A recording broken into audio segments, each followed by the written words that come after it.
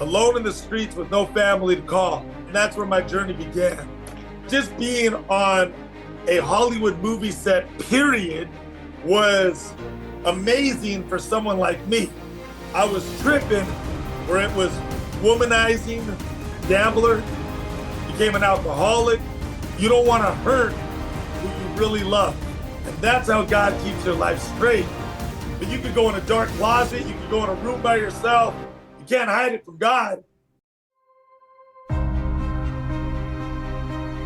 You make a mistake, you get walked into a room by your best friend, you don't walk out again. When you have revenge in your heart, you might as well dig two graves, one for you, one for them. Some people want more than what they got when they already have enough. And all these different things can kill you at the end of the day. What's going on, you guys? Welcome to another episode of the Millennials Choice show. I'm your host, Matthew Ablakan, and I'm here with my brother from the same mother, Danny. What's going on, everyone? Guys, we got an awesome episode today. Low key, I'm a fan, and it turns out all these guys we're interviewing, we've been fans of theirs, and we got a big one today for you guys. This one goes way back. Fast and the Furious 1 days. Oh, yeah. Goes way back. And I want to introduce you guys to Noel G. Welcome to the show. What's going on, Noel? What up, fellas? How you guys doing, man? It's good to be with you guys. Thanks for having me. I appreciate it. That's what's up. It's all love, man. I wish we could be in person, but I get it, though. You know what I'm saying? But no, it's all love, man. Thanks for having me. Yeah, we're pumped, man. I can't wait for this one. Pumped. I feel like I'm going to ask you 101 questions. The pressure. Yeah. You got crazy fans here, so you got fans, bro. I know it's not just business today. You got some fans. We got you on the t-shirt. We're ready to go, and we want to hear more. It's classic, bro. It's classic. I love it. And yeah, we definitely got to do it in person one of these days. But we're so grateful for having you come on, spending some time with us. We want to hear about your story. We're just facilitators, and let's see where it goes. Just a conversation amongst three men. Okay, Noel, start us from the very beginning. We want to hear about your story, your upbringing, your background. Take it away. Yeah. No, first and foremost, once again, thank you for having me. My story is a little different. And the reason why I say it's a little bit different is because my parents were the only two from their families to move to the United States. So I never in my life met my mom's side of the family or my dad's side of the family. So I literally got no cousins, brothers, sisters, nephew, nieces, uncle, aunt, grandma, grandpa, nothing. I got no family. The only family that I have is my daughter now and my two sons. But, again, I never met my mom or my dad's side of the family. So, growing up, it was interesting because I had no fam. And up to the age of 13 years old, everything was straight. Lived in a middle-class home. We weren't poor. We were middle class. We had a nice 3-bedroom house. My dad had a good job. I had my own room. I had clothes in my room, toys in my room. Everything was straight. I was fed every day. I was taken care of. But, my dad, he was a miserable guy. He hated his life. His life was work, television, hated his life. And he wasn't the happiest camper. You know what I'm saying? And my dad, he worked in a good company. And the guy who owned the company was a multimillionaire. And one day, this guy, because my dad's hobby on the side, he was a scuba diver. He was a fisherman. And one day, this guy who owned the company, as Disneyland as this sounds, as there's no fairy tale, I can't even make this stuff up, but the guy owned a yacht, and he asked my dad. He said, "You want to go selling around with me on the world? You want to go sell around the world with me on this boat?" But he said, "If you come with me, you can't bring your kid with you." So I kid you not, like black and white to kind of cut out some of the fat, get straight to the bone. My dad came home one day. I was 13 years old, and he just said, "I'm going on this boat to go sell around the world. I'm packing everything up. I'm leaving. I'm selling the house, and I'm gone." And I call it the 2 weeks of hell because my mom, I don't blame my mom for anything. because my mom fought tooth and nail trying to keep my dad there, saying, what kind of man have you become? What's wrong with you? What are you thinking? What are you doing? And I saw physically, heard her physically. I was right there in the middle of the action when my mom was fighting tooth and nail to keep my dad from leaving. My mom was crying. She was torn up, and she did everything in her power to get my dad to not leave, saying, what are you doing? What's wrong with you? Blah, blah, blah. But fast forward, I remember I was 13. I went to my mom and I said, Mom, I said, don't worry about it. I got a friend that I'm going to go live with. But I really didn't, though. I did it to give her peace of mind, because the bottom line is, if my mom would have stayed with me, it would have been 2 homeless people instead of 1, because my dad was the breadwinner. My mom didn't make no money. So anyways, to cut the story short, what ended up happening was within 2 weeks, my house was sold, everything was packed, and my dad and my mom left. Again, I never blame my mom, love my mom to death. And I went from a middle-class home, toys in my room, food on the table, clothes on my back. Within 2 weeks, I went from all that to nothing but the clothes on my back.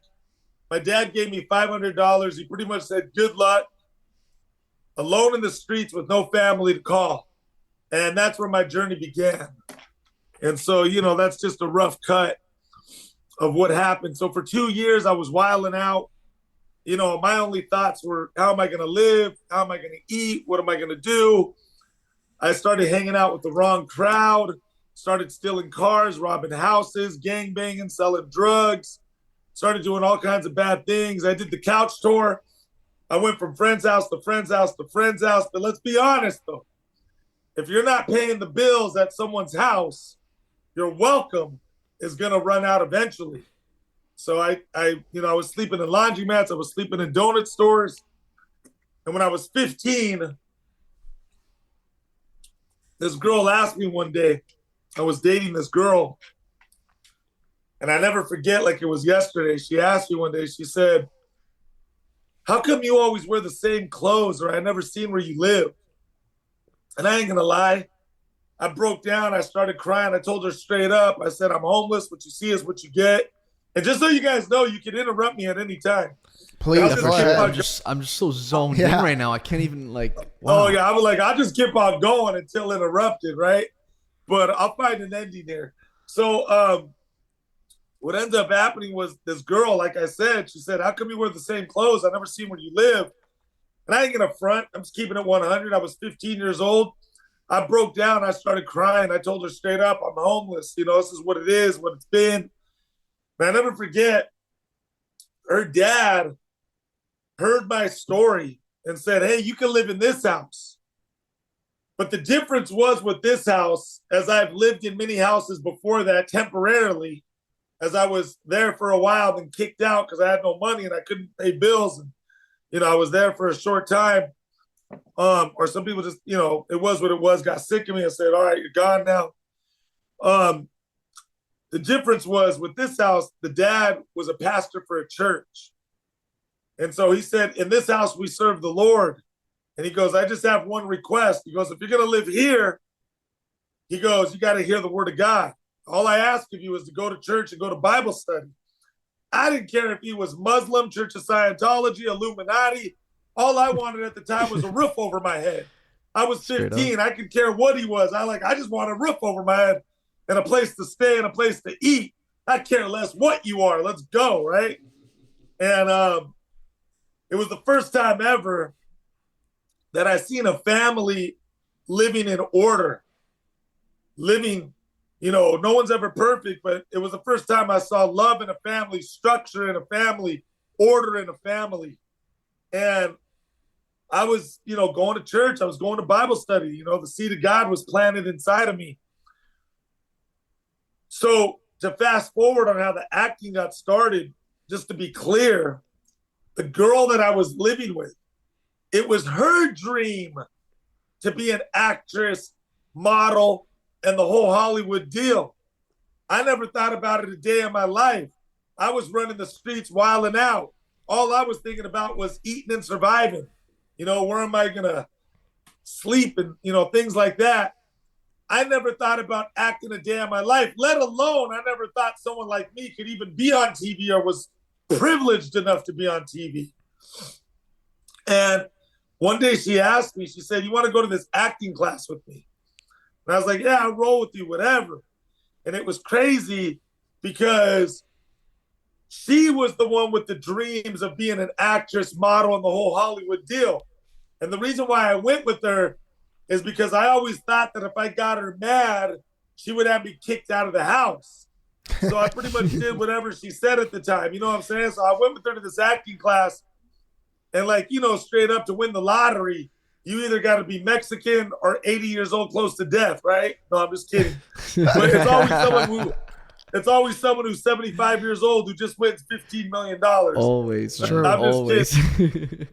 But what ended up happening was I was in this acting class, literally right place, right time. Never thought about acting a day in my life. I was acting a fool because I'm just keeping it honest. I was running the streets at the time, and I thought everybody in the class was dorks and nerds. So I started talking mess. Right place, right time. I started acting a class clown. I kid you not. It was right place, right time. It's the only way I could say it. That's how it happened, literally. There was a producer who was sitting in class that day who was scouting talent.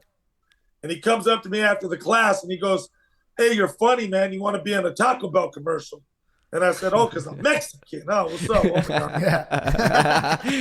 So I thought he was on some BS. You know what I mean? I was like, "Yeah, he ain't whatever. It's another fake one, whatever." So I gave him my number, whatever. He ended up being real. 2 weeks later, never thought about acting a day in my life. I ended up doing a commercial at the age of 15 years old for Taco Bell. First thing I ever did in my life. And I didn't know at the time about residual income. I was ignorant to residual income at that time because I was 15. I didn't know anything about that. I thought it was like you got to work to get paid, work to get paid, work to get paid. So for those of you who don't know what residual income is, just for the interview, is residual income is every time they show the commercial, you get a check. So literally, if they show the commercial 15 times in one day, that's 15 checks. I thought it was a computer mess up. You know what I'm saying? I thought the computer jacked up or something. So I started getting all these checks. And I was like, what? Like they were paying me. And I literally thought that I was breaking the law when I was cashing these checks. But I had my story for court. I was going to be like, they were paying me and I didn't know. So I was cashing them. I just want to be a good citizen, right? Do my part for the community, No, I'm just playing. Cashing those checks.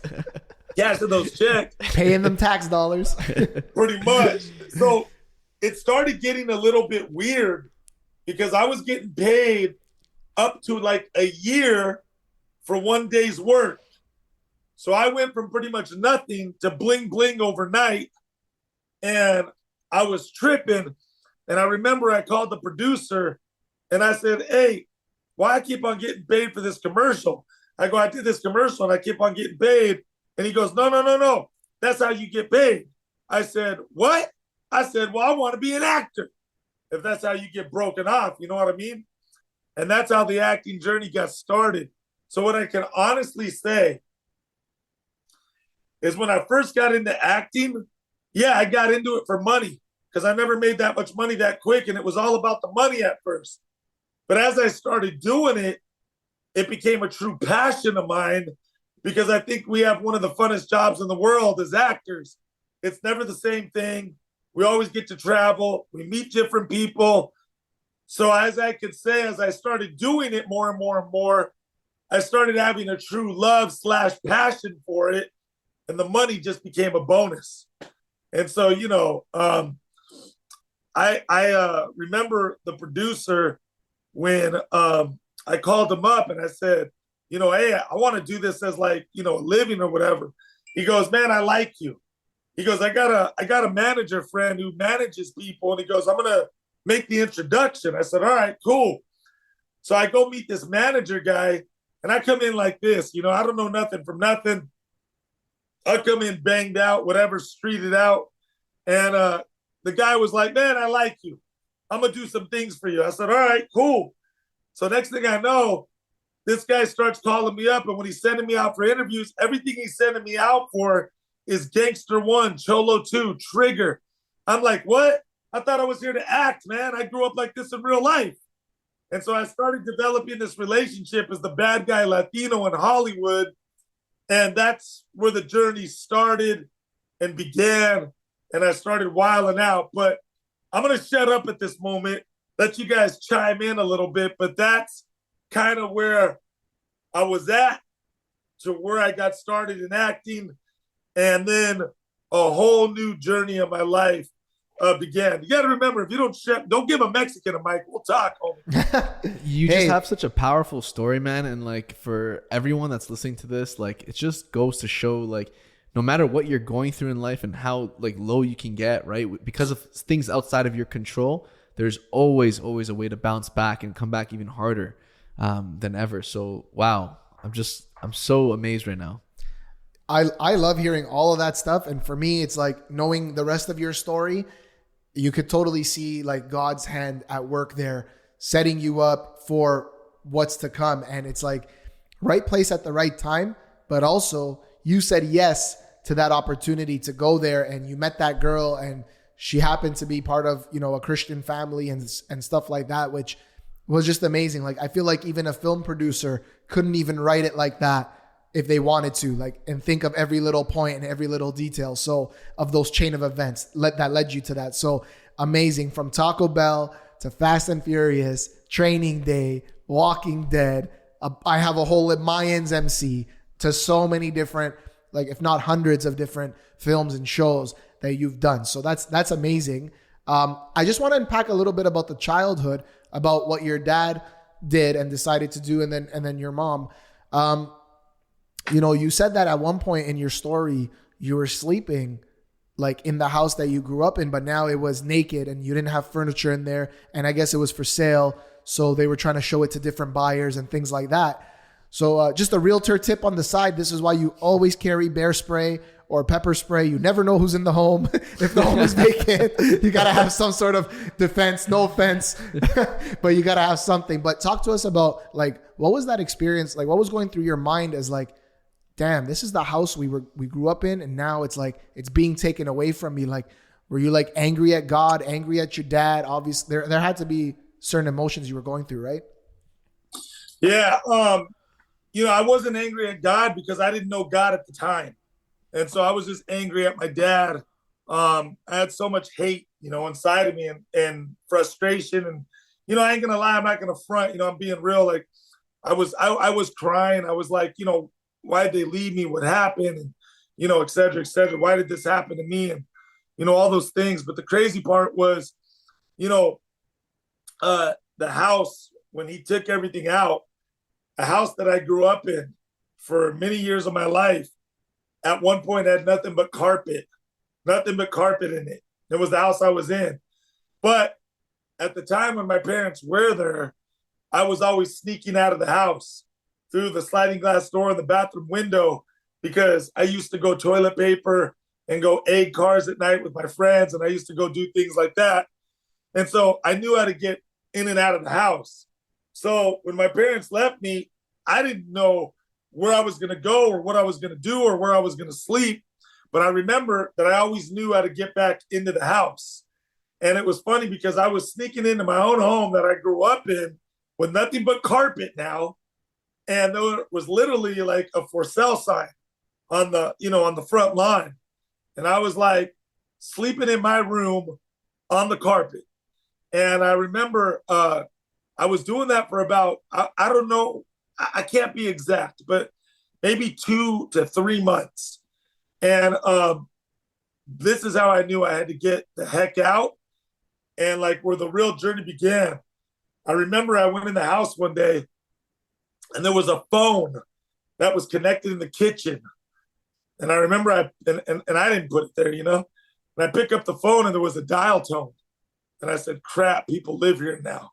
Or they're about to move in. And that's when I knew, like, can't stay here no more. this ticket has ended.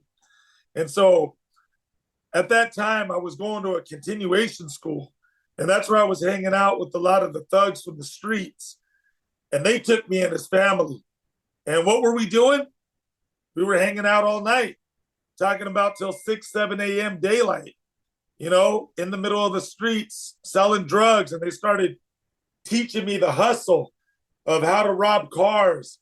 First, it started off, because it always starts small and then it escalates.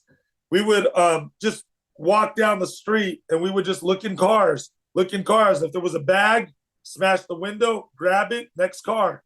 And then we would see what we got later. Take the change out of the ashtray. Sometimes you find money in the cars. Sometimes we find, purses in the cars or bags in the cars, stuff that people left. That's why people watching this interview, never leave anything in plain eye view. You never know who sees it, smash the window, wants to take it real quick.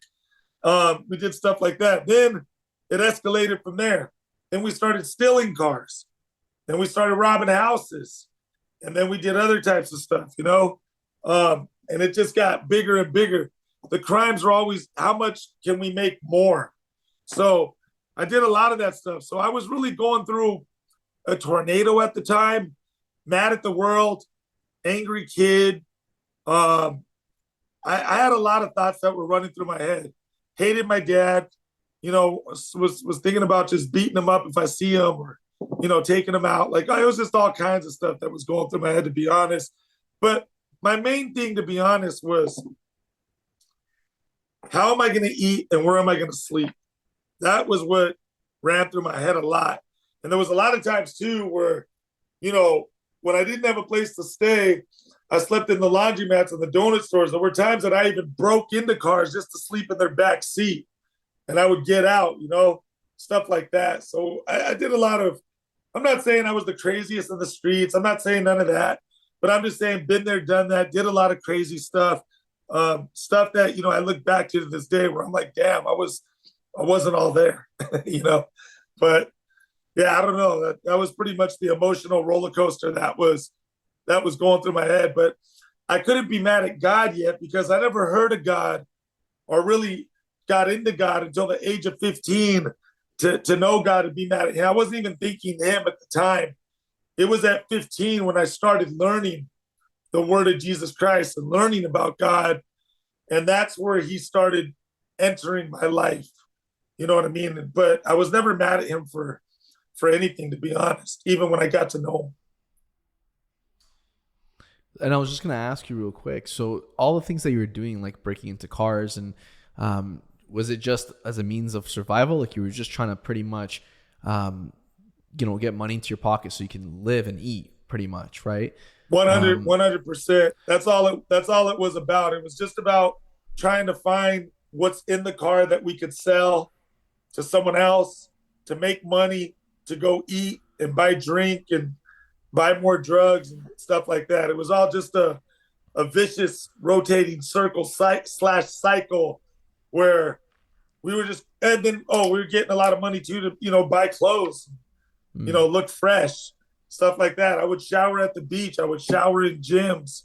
That's where I would shower. So I had a really up and down life roller coaster but I like the journey because I met so many people and wilded out and had a bunch of fun also as well. When you're living the street life, you are having fun because you're with your boys, they take you in as family, and you feel like there's a structure.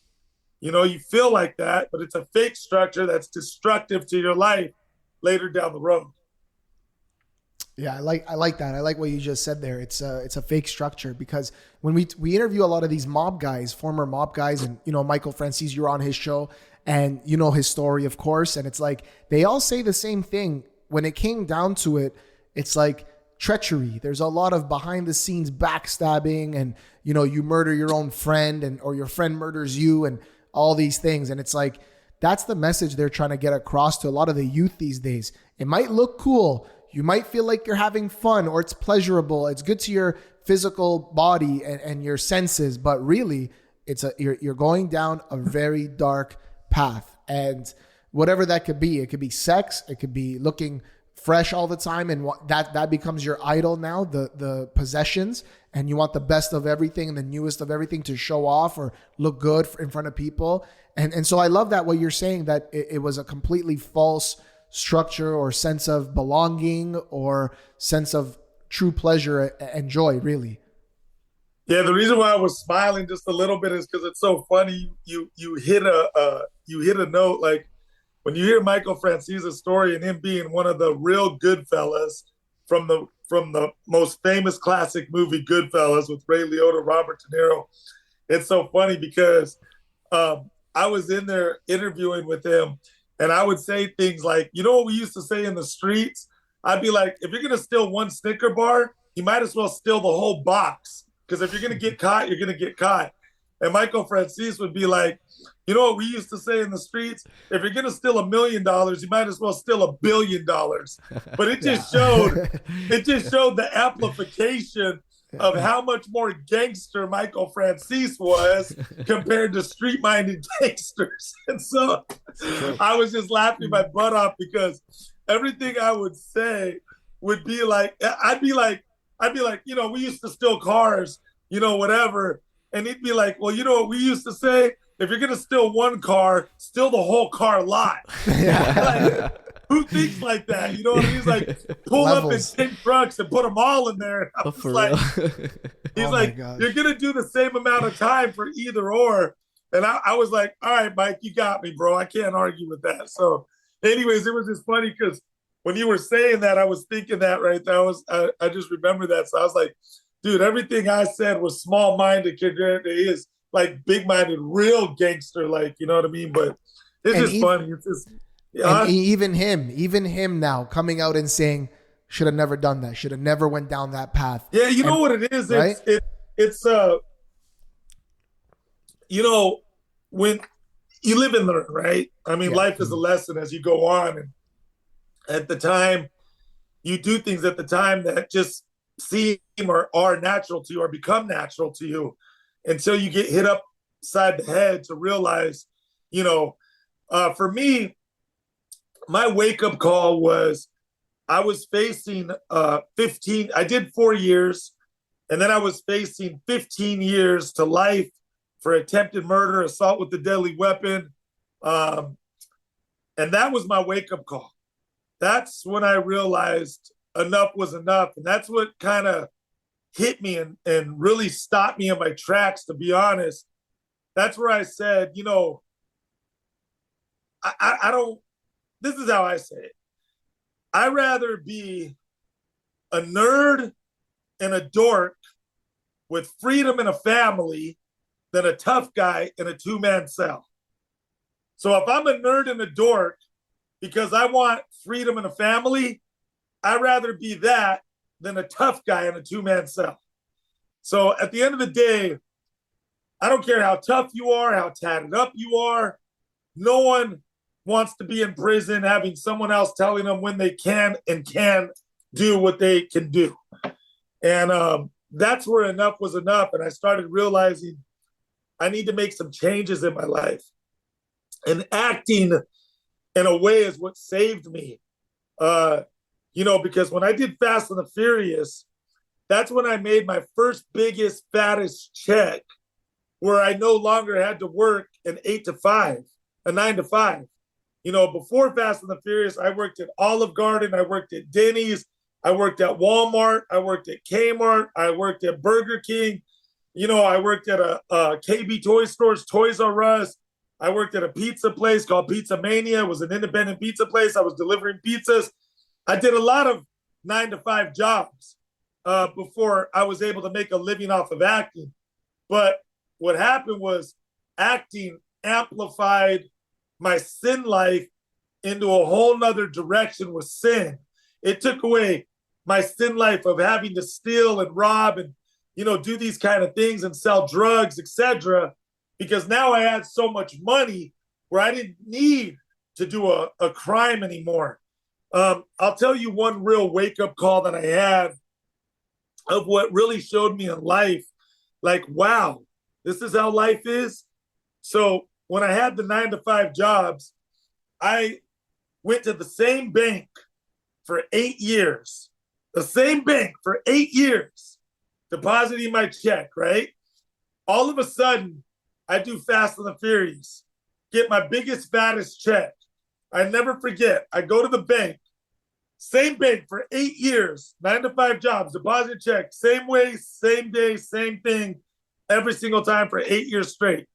I do Fast and the Furious. I go to deposit my check. Never forget this like it was yesterday. The lady at the window goes, "Do you have a financial advisor?" I said, "No." He goes, "You should go in the back and you should talk to a financial advisor." I go, "Okay, cool." So I go to the back. The manager of the bank comes over and says, "Hey, I'm the manager. Just like to introduce myself. My name is such and such. I just want you to know anything that you need here, we can do and provide for you." Goes, "As a matter of fact, this is the assistant manager." And I met like 3 or 4 different people. They give me the information and they give me this whole spiel for like 20 to 30 minutes, right? And I remember sitting there and I go, "You guys are funny." I go, "I've been coming to this bank for 8 years and not once have any of you come out to introduce yourself and say hello." And I go, "Now I'm depositing a fat check. And now all you guys want to come out the woodworks and say, 'Hey, how you doing?' Introduce yourself and be friendly." And I'm sorry, but I go, "F all of you guys." I go, "You guys are fake." I go, "If you guys would have been like this before from the 8 years, I might have messed with you, but you just showed me how fake all you guys are and your true colors." I go, "Deposit my money and get me the hell out of here." That's it, man. Keep it 100 for sure. And I remember, dude, when I left the bank, I was like, "Oh, this is how life is." Yeah. So Yeah, I just thought crazy, that was funny. man. So, in life, it showed me something. No matter where people are at in their life, treat everybody the same. I don't care if you're the guy who washes windows or the guy who owns the building of the windows. Treat everybody the same. And it's about respect. But what it was crazy was when I made that much money, Fast and the Furious, I'll be real, I never stole again a day of my life because I had so much money now that I could pay for things. I felt so guilty, I couldn't even steal a pack of 25-cent gum or the Snicker bar anymore because now I had the money to pay for it. So I never, ever stole again ever since 2001. But I'll be real, before 2001, I was the biggest thief in the world because I didn't have money like that. And I was used to stealing, and I used to steal a lot. And then when I did Fast and Furious, it stopped it like that. Like literally a light switch, black and white, on and off. I never stole again a day of my life because I felt so guilty stealing because now I had the money to be able to afford things. And I couldn't even steal a Snicker bar or a pack of gum. And so it's crazy how life experiences really change you, really, really genuinely change you. And I always tell people it's interesting, when someone tells me about a life experience, I always ask them, where did the change come from?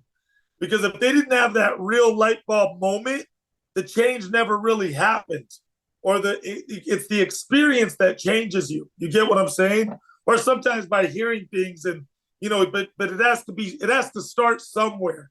Even if it wasn't an experience, hey, I listened to this guy on this podcast and I never really thought that way before, but after hearing them, now I think this way. So, it's just life teaches you once again and gives you wisdom as you move on. And I've been very blessed in my life to be around a lot of successful people and be able to learn a lot of different things. But what the money did do was it put me in a different type of sin life, because when Fast and the Furious happened, I made so much money, and now, quote unquote, I had the fame, I had the time off, I had the money, and I had the connections to party like a rock star. And that's exactly what I did.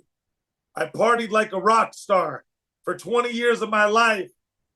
My life went in a whole different direction of a whole new sin life where it was womanizing. It was, acting a fool and wilding out. casinos. Started going to casinos. I became a big time gambler, became an alcoholic, started smoking a lot of weed. I started doing a lot of different things that I wasn't able to do because I didn't have the money at the time to be able to do them. And it took me on a whole different path. And my life was like that for 20 years. But I'll shut up.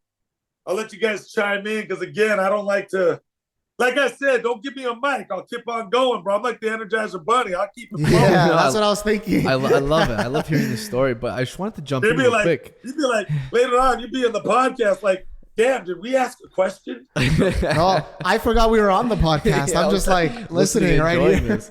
I wanted to ask, so you had this hard life, right? Like in terms of, you were on the streets, right?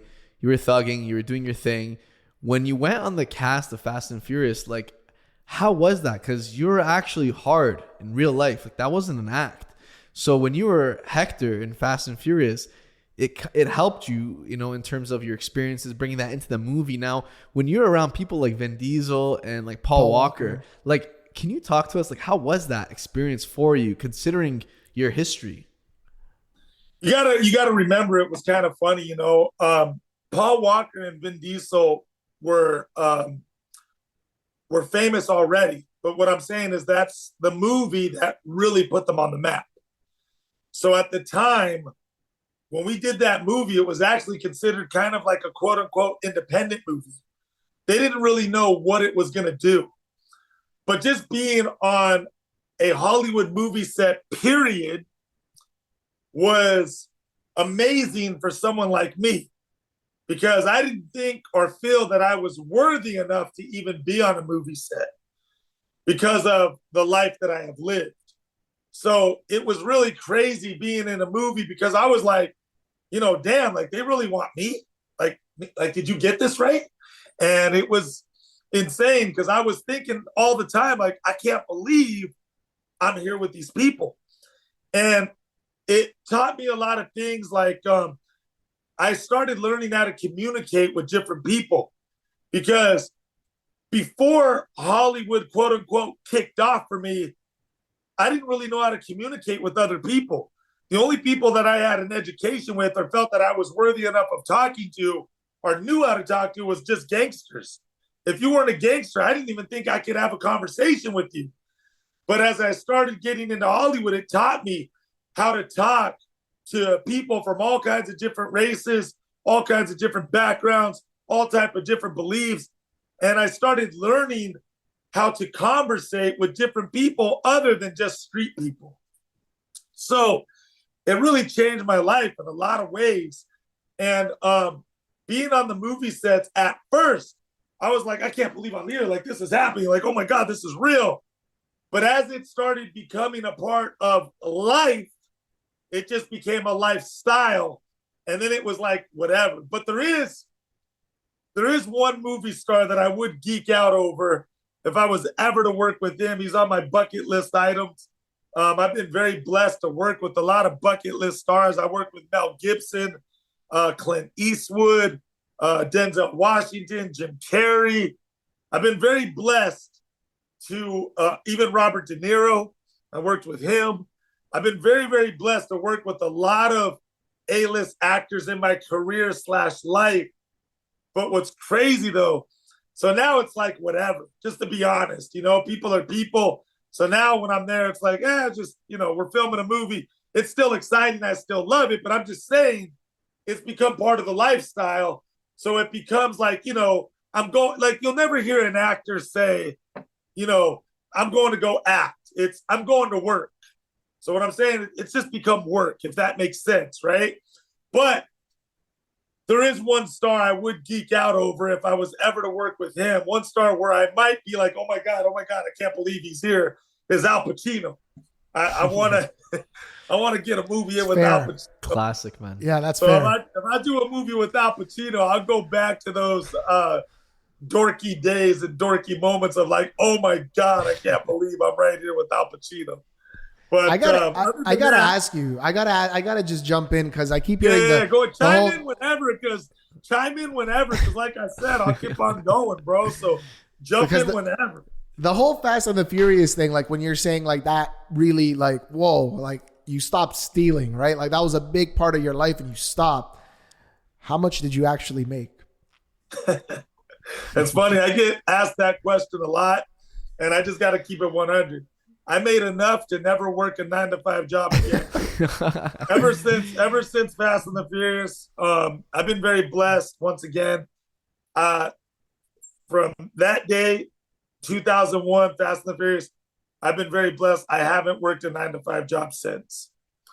But, you know, Mike Tyson made a very famous comment.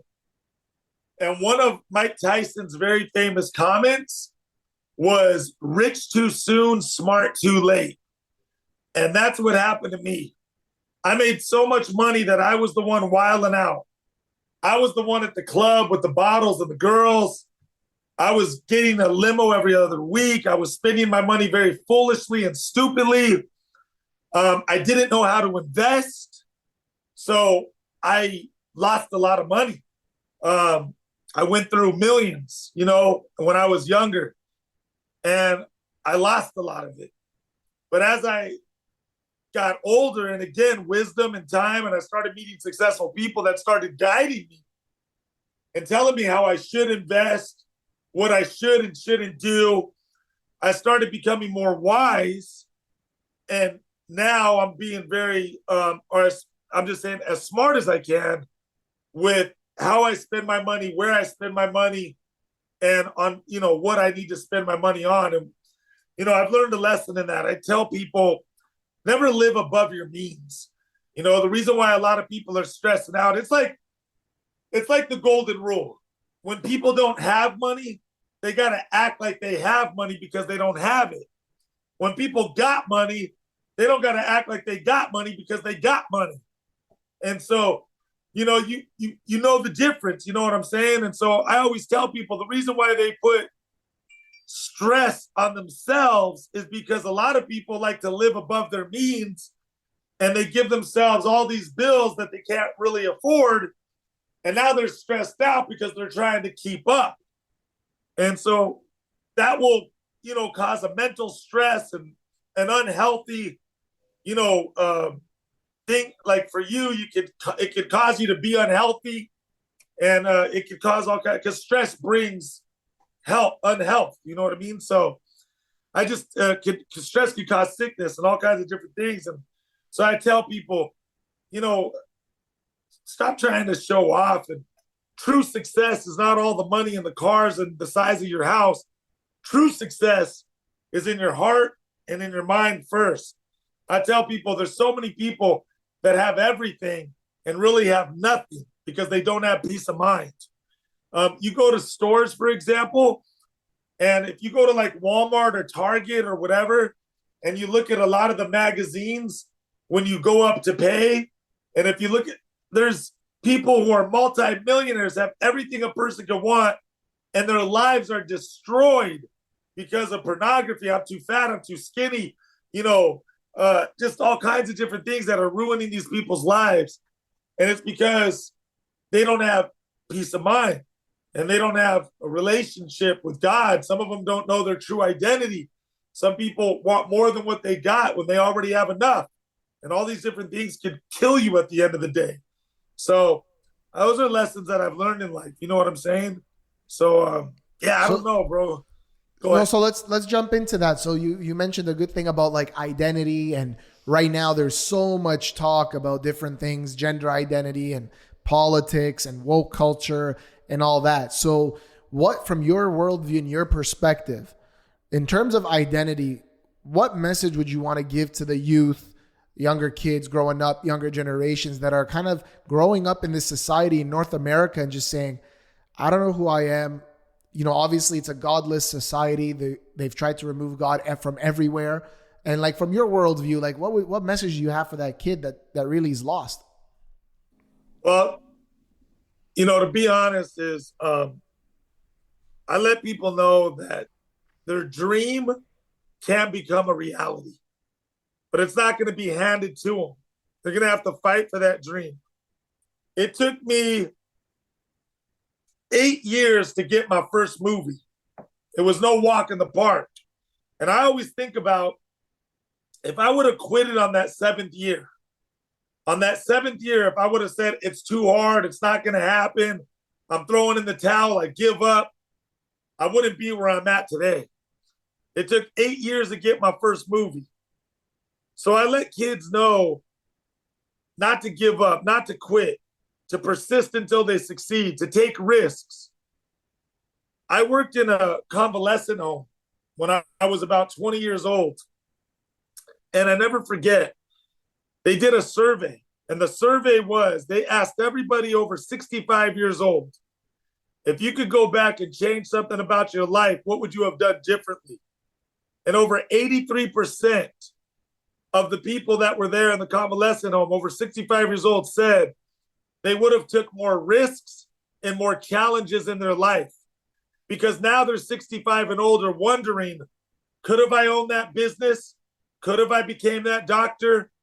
Could have I started that clothing line? Could have I become that actor/actress I wanted to be? Could have I became that singer? You got to take risks and you got to take challenges in life. But see, I don't like the quote unquote cliche. This is just for me, of people when they say, don't give up, don't quit. Okay, cool. But tell us how not to give up and how not to quit.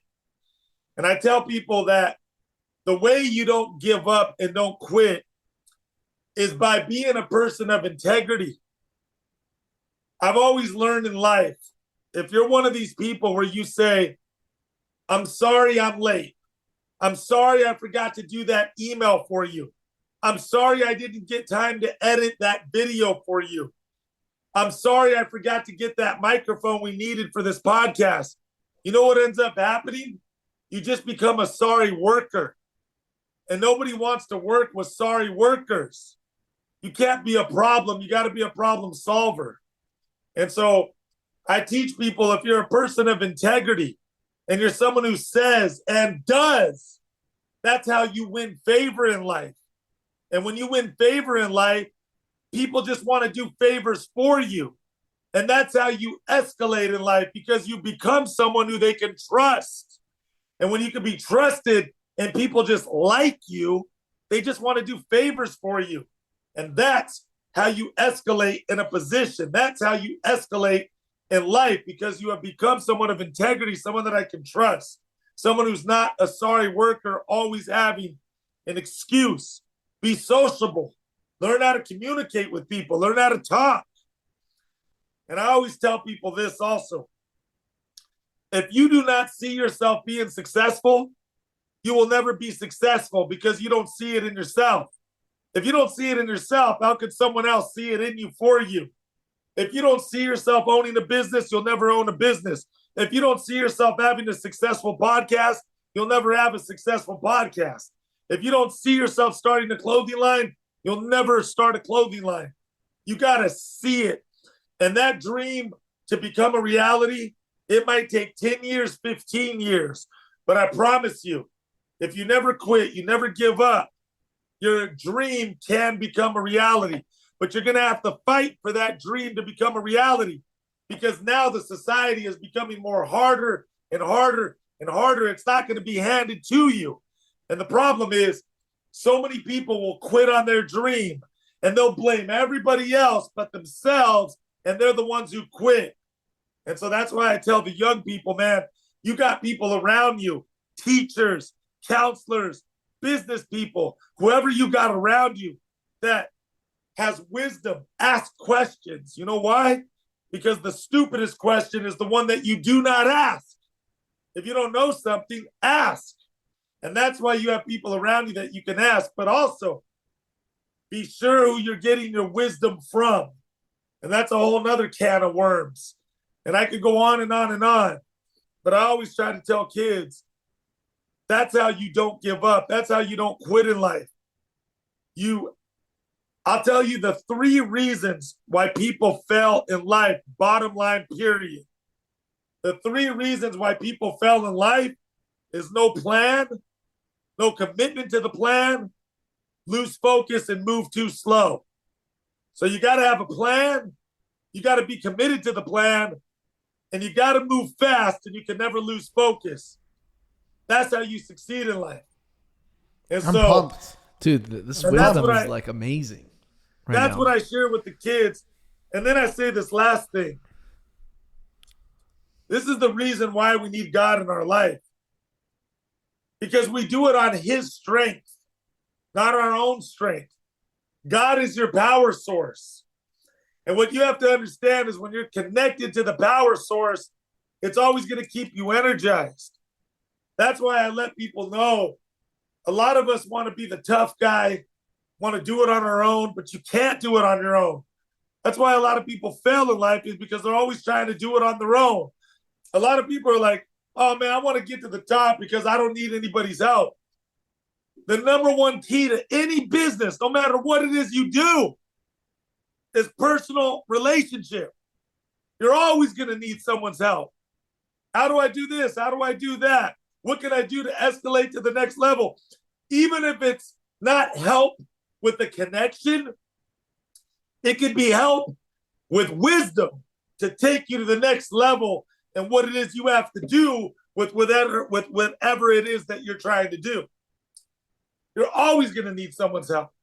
You never make it on your own, because the only way that you're going to escalate is by someone helping you to get to the next level.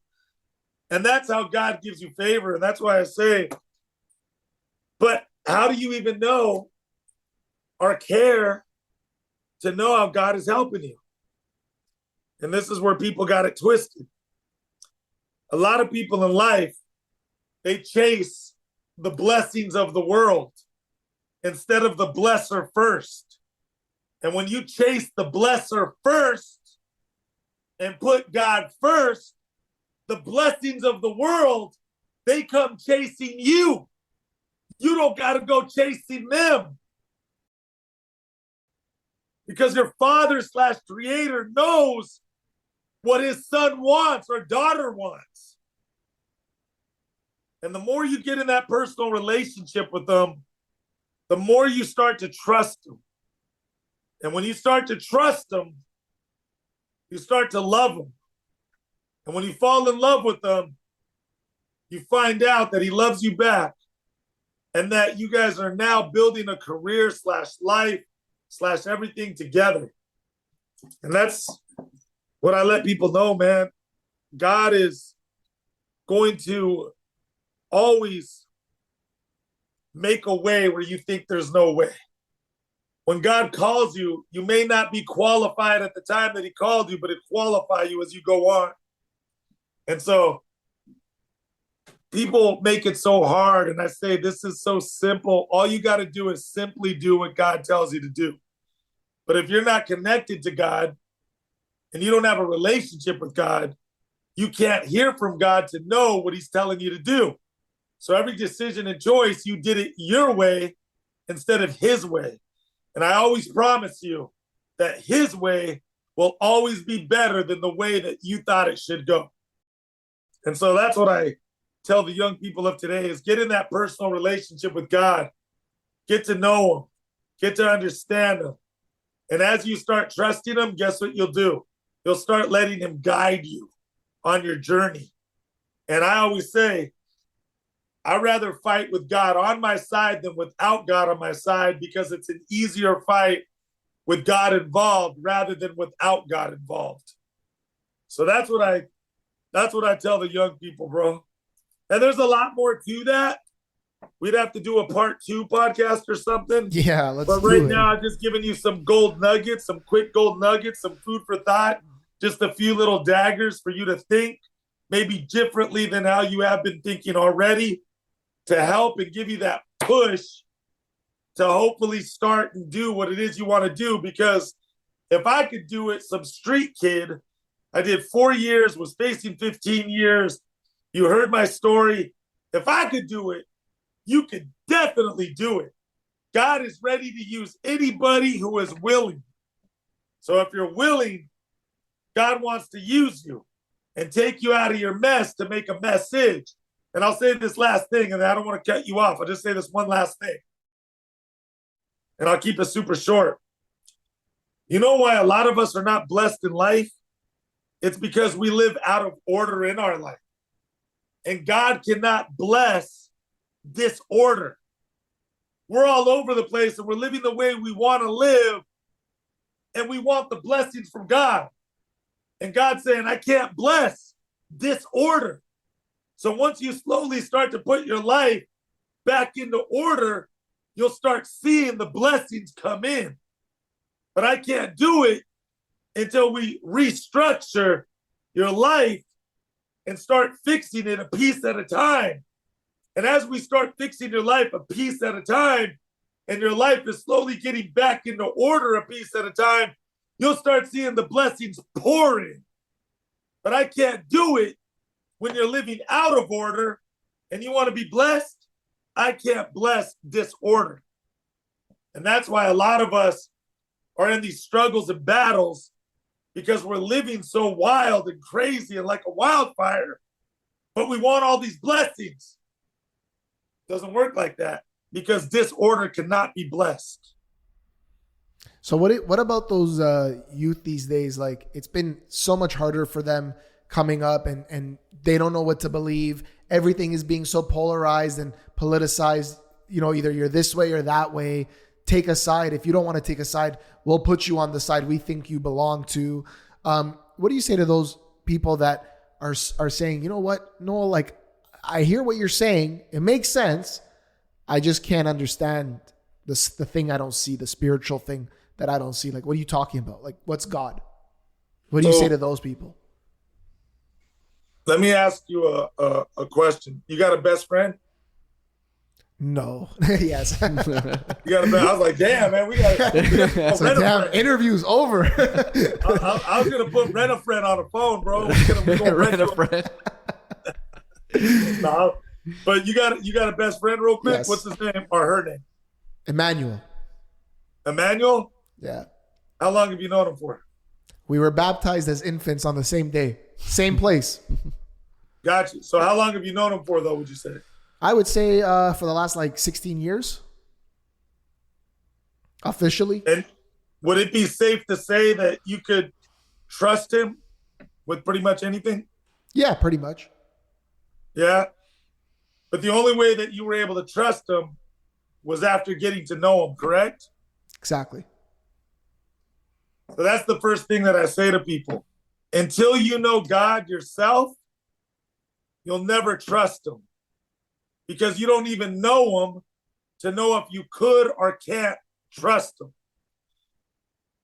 One thing that you cannot deny is a transformed, changed life that has given the glory to God for that transformed, changed life. We all believe in wind. You believe in wind because you see the leaves on a tree move, you feel it in your face, but not one person in this world has ever seen wind in their life. You don't need to see God to know that he's real. He's real because he's in our heart, and because you have got into a relationship to trust him, to let him guide you.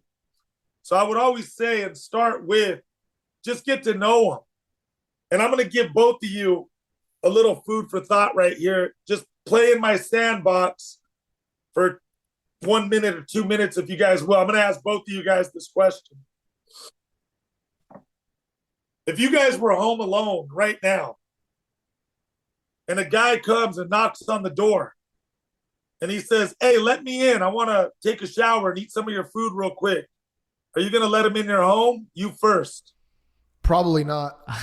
I wouldn't. You wouldn't let him in? Why not? It's a stranger. You don't know who he is. I don't know who he is. Yeah. Exactly. So here's the point that I'm making. When you stand before God, heaven is his home. And you're going to say, let me into heaven, which is his home. And God's going to say, I don't know you. It's a personal relationship. So if you can't get into that personal relationship with God, when you ask to be let into his home, which is heaven, you're going to say, I don't know you. So you got to get in that personal relationship with God in order, period, for him to know you and you to know him. And how do you do that? You sacrifice time. And when you sacrifice time with someone, you build a bond with someone. And once that bond is built between the two, there's a perceptive bond now of who that person is. And that's how you decide whether or not you want to stay in that relationship with them or not. Because now you know who they really are. So I tell the kids, man, or anybody, kids or adults, that are old enough to have the knowledge to think for themselves, to know right from wrong and to know what real relationships are, et cetera, et cetera. Because kids were still teaching and they got to be groomed. So my point is, that's what I tell people. Get in that personal relationship with God. You don't need to see him to know that he's there. And how do you get to know him? You get to know him by reading the word of God, by going to church, by listening to other people who are serving God.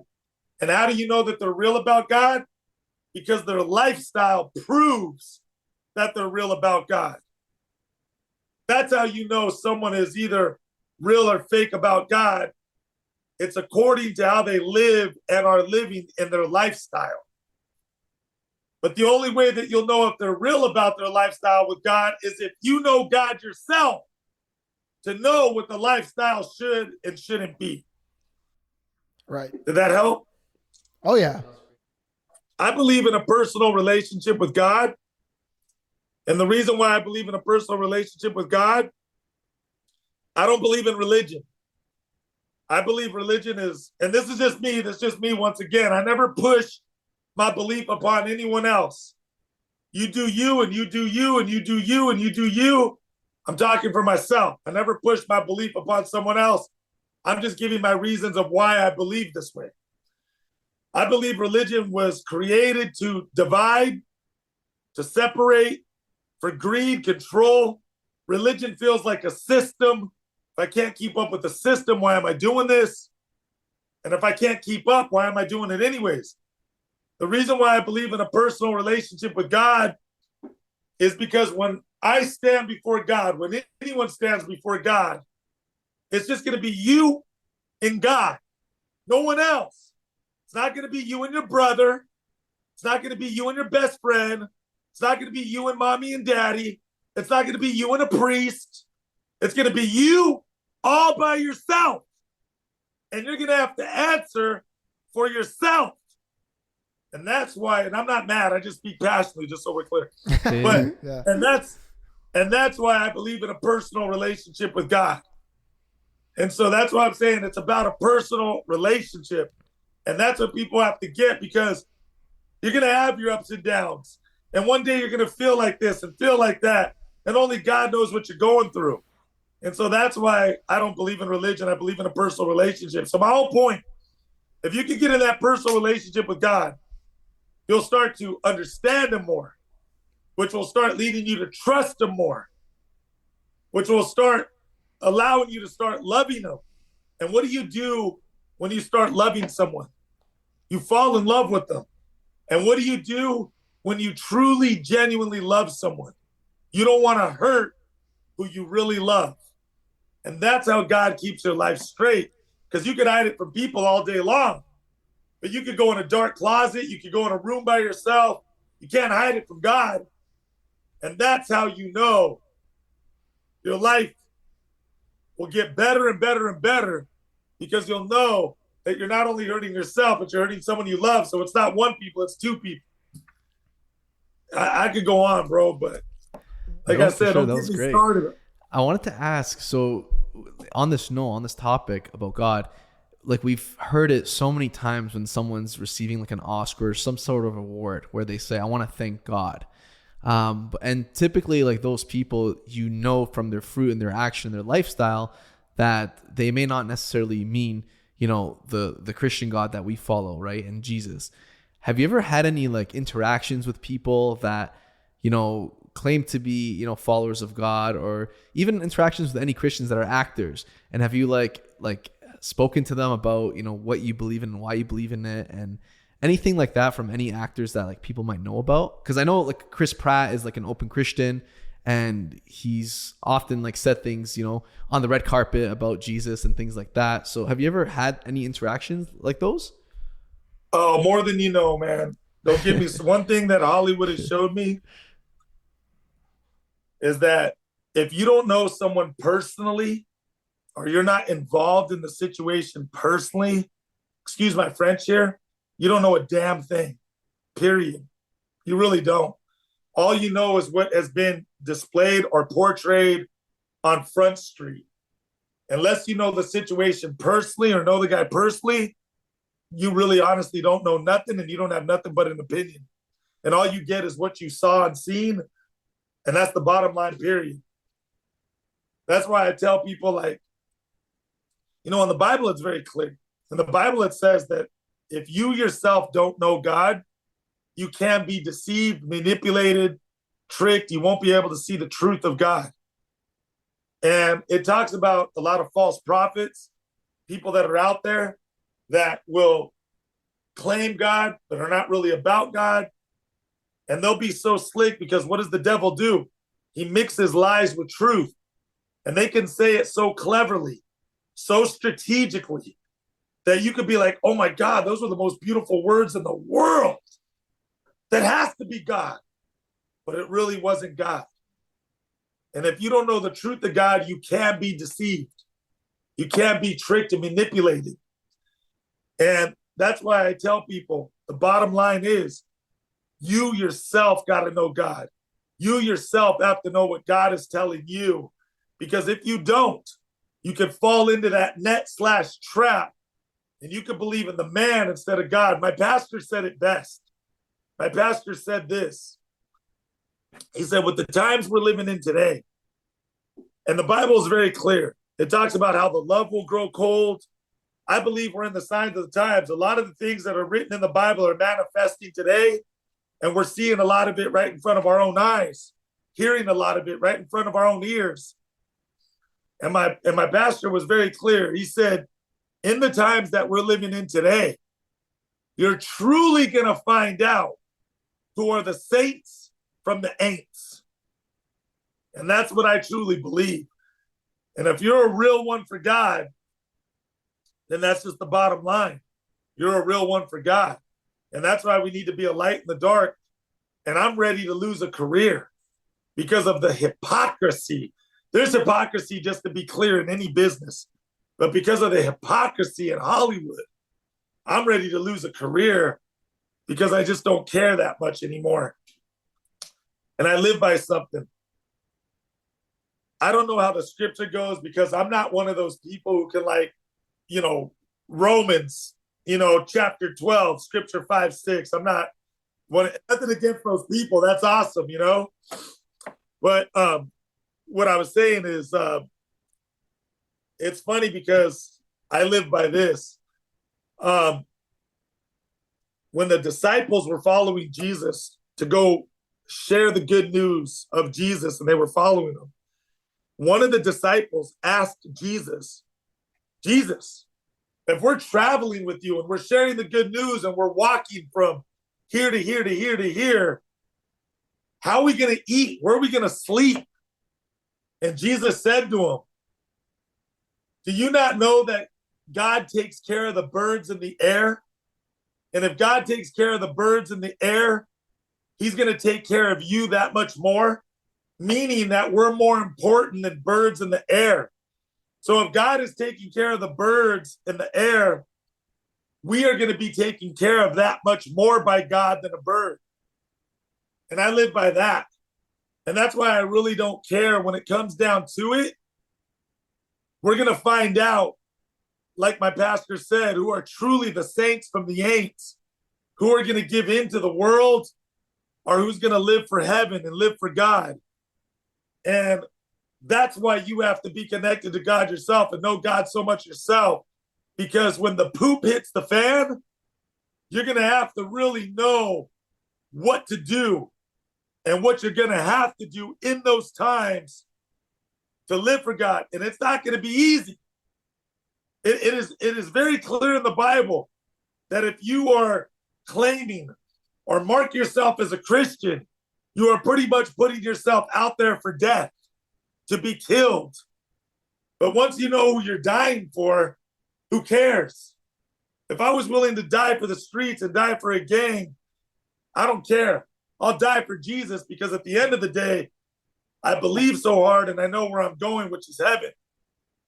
So as we trail along here, we'll find out who the real ones are and who the fake ones are or were. So to answer your question, I've seen a lot of people give it up to God and thank God. But remember, there's also another scripture that says, a lot of lips will be close to me, but their hearts will be far from me. A lot of people will claim God all day long, but not be about God all day long. And if you're really real about God, you'll know who the fakes are from the real ones. But if you yourself don't know God the way you're supposed to know God, a fake one could fool you, because you yourself didn't know God to know whether or not that person was fake or real about God. I was going to add to what you're saying. It's like the whole idea. It's like you study lies and they can make more lies up. But if you study the truth, you'll know when the lie comes. It's actually a Christian artist who said that. I don't know if you heard of him, Bizzle. I love that. Say that one more time. He says, if you study the lies, they'll make more lies up. But if you study the truth, you'll know when the lies come. I love it.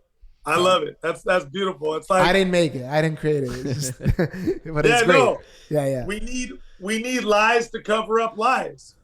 And the exactly. truth, the reason why it doesn't need to be covered up is because it's the truth. And so I 100% agree, get it. And that's why I love podcasts like this and things like this, because iron sharpens iron. And when you hear great sayings like that, and maybe something that I might have gave you guys today is not nothing that I take credit for. It's stuff that I was taught in my life that I apply to my life. And so these are just things that I use because I'm like, oh, I like that. And it become a part of me. And that's how the knowledge spreads and hopefully gets more out there to bring more people to Christ, et cetera, et cetera. So I love what you said. Thank you for that. Yeah. And I was going to ask you just in the, like, to kind of wrap all of this up. Like we talked about so many different things, but I want to ask you a personal question. You obviously don't have to answer it, but I think it would be very valuable to the listeners. Based on what you went through with your family, there was a time, as you said, you hated your dad. You thought about certain things towards your dad and had certain feelings, but have you came to a point where you've forgiven your dad? Yeah, as a matter of fact, I seen my dad. When I'm 48, just so you guys know. I know you guys thought I was 27. I moisturize and I exfoliate the skin. You know, you got to keep it young and fresh. I noticed. Bro, when you came on the show and I saw you before we came on, I'm like, I was like, Hector? I didn't know we were interviewing a teenager. What's up? I was like expecting, oh my gosh. But no, that's great. Great genes. That's amazing. Yeah, no. I always tell people the trick to staying young, there's 3 tricks. No stress, no drink, and no smoking. And it'll keep you young and fresh 24/7. But I saw my dad for the first time in my life. My mom passed away about 4 or 5 years ago. And she wanted to end her life with my father because she was so used to him. So she brought him back one time to my place, and he just showed up at my doorstep, caught me off guard. But I didn't see my dad from the age of 13 years old all the way to the age of like 42 or 43, somewhere in there. I forget how old I was, but it was the first time seeing him from 13 years old to age like 42 or 43. So we're talking about close to 35 years, rounded off, give or take, right? And I'll be real, because all I do is keep it real, raw, and gritty, because that's the only way I know how to keep it. Sorry. But at first I wanted to beat him up, cuss him out, and throw him over a cliff. I didn't care. I wanted to hurt that man because I had so much hate in my heart for what he did. But as I got to know God and learn the ways of Jesus Christ, forgiving is everything. If you don't forgive, that could become a seed inside of you that becomes hate, that can make you lash out in ways that could turn your whole life around. You know, the reason why people kill people and are slamming doors and breaking windows and throwing stuff at people is because they have been talked out, winded out. I've said enough, I'm saying no more, and then it becomes some type of physical act. And that one wrong decision can turn their whole life around. Now they find themselves, you know, fighting for their life in court because they committed a murder or hurt someone so bad or, you know, whatever. So my point is, that's where I was at first. But as I learned the ways of forgiveness through Jesus Christ, and God made me more calm, more reserved, more understanding, I didn't react like that when I saw my dad. That was my first reaction and what the Noel G wanted to do. But instead, I decided to forgive him. And I wanted an understanding of why he did what he did. And me and my father had a conversation. And I forgave him. And it is what it was. And then after that, we talked a little bit. And then I went back to never seeing him again to this day. When my mom passed away, we haven't talked since then. I don't know if he's still alive or not. It's been in my heart to reach out. And I'm probably going to do that. Most likely will do that. But that's what happened with my father. I tell people, because the truth is, some of this stuff is private, but it's a personal question. I'm open to answering it because I believe it helps people. So I'm not a hidden book. I'm very open.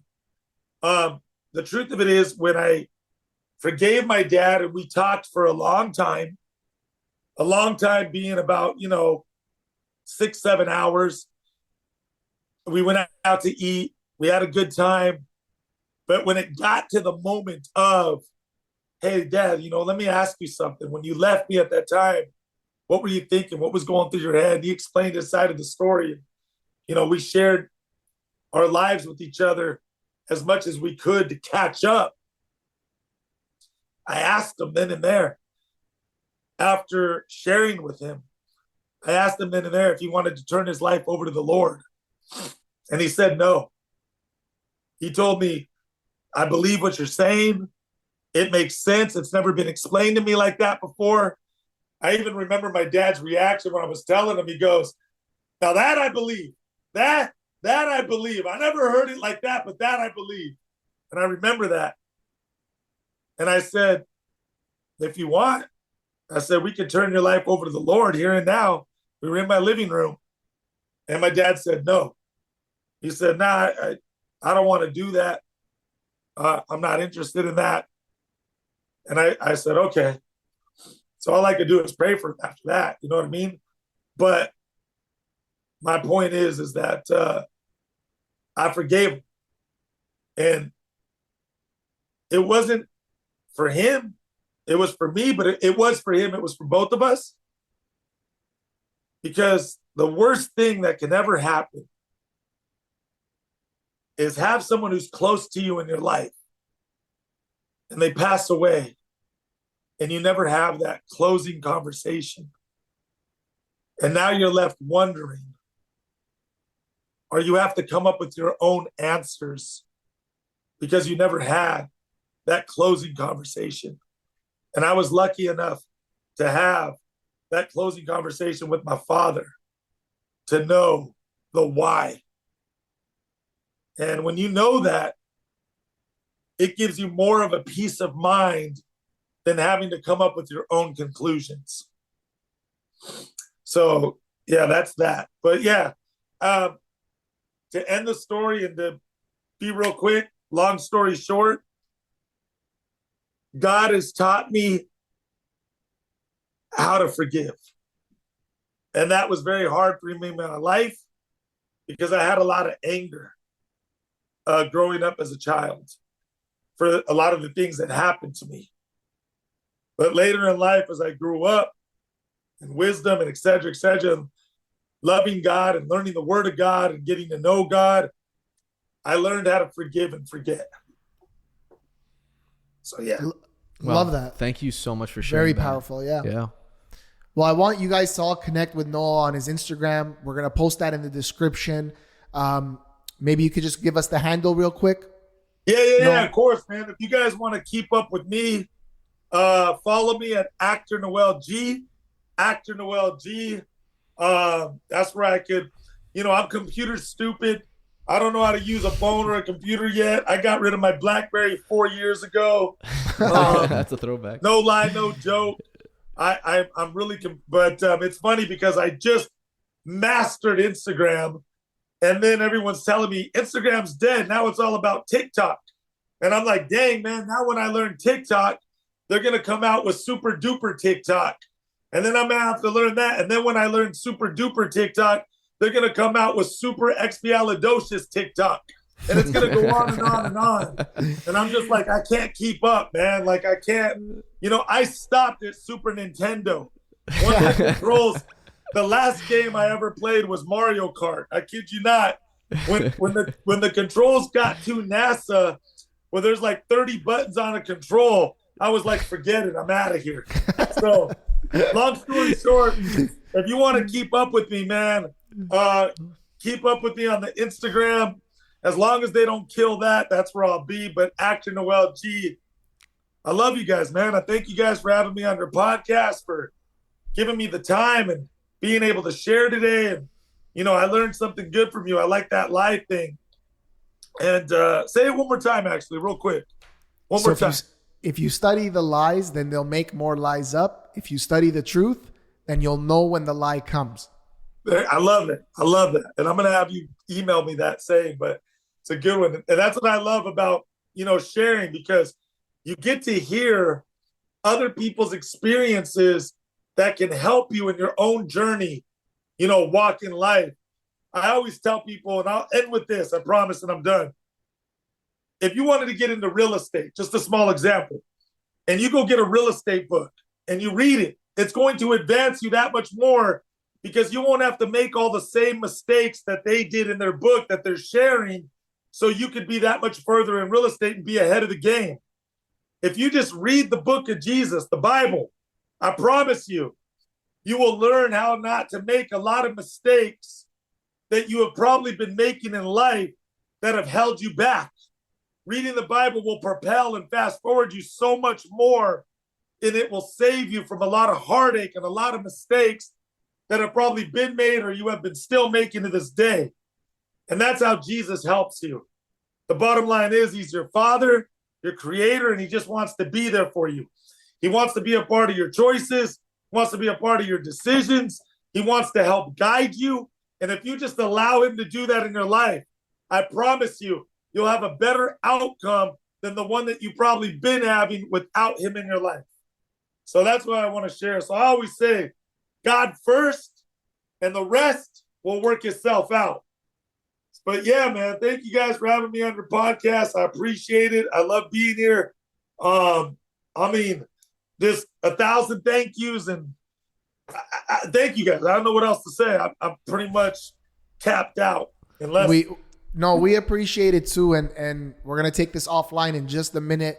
We're going to close off the show. Any last words from you, my brother? Yeah, thank you so much, man. This is awesome. We loved hearing the stories and all the wisdom that you gave us. And if anyone that's listening, make sure to check us out again. And like and subscribe. Yeah. I forgot to say it at the definitely beginning. Gotta hit that thumbs button. My team is going to keep giving me, you know what, for it.